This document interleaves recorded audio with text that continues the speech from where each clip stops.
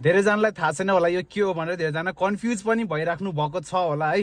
यो चाहिँ फरेन कन्ट्रीहरूमा पनि एकदम एप्लाई हुन्छ। अनि यहाँ चाहिँ यो चाहिँ मेन के हो भनेपछि ड्राइभ गर्ने बेला सिचुएसन अनुसार स्टियरिङ होल्ड गर्ने ट्रिकहरू हो। जस्तै हजुर गाडी सिटीभित्र चलाइराख्नु भयो, भ्यालीभित्र चलाइराख्नु भएको छ भने स्टियरिङ चाहिँ 9-3 यसरी होल्ड गरेर चलाउनु भयो भने चाहिँ अलिकति बेटर हुन्छ, स्मुथ हुन्छ ड्राइभिङ।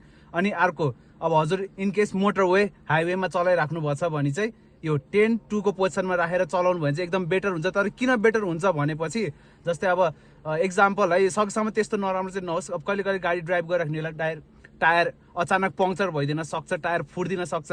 त्यस्तो बेला डिसब्यालेन्स भयो भने चाहिँ हात यसरी स्टियरिङमा राख्नुपर्छ भने चाहिँ अलिकति कन्ट्रोल मिलाउन इजी हुन्छ, अलिकति ब्यालेन्समा आउँछ गाडी।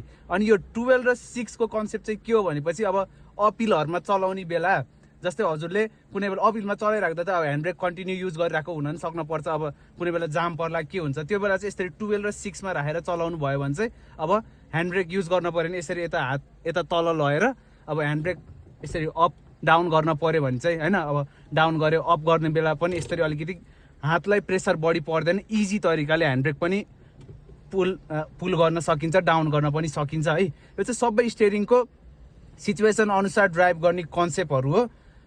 डाउनहिल अपिलको लागि यसरी युज गर्नुहोस्, सिटीभित्र भ्यालीभित्र चलाउनुको लागि चाहिँ यसरी होल्ड गर्नुहोस्। अनि मेन मोटरवे हाइवेमा चाहिँ यसरी 10-2 मा राखेर चलाउनु भयो भने चाहिँ बेटर हुन्छ, ड्राइभिङ स्मुथ हुन्छ है त।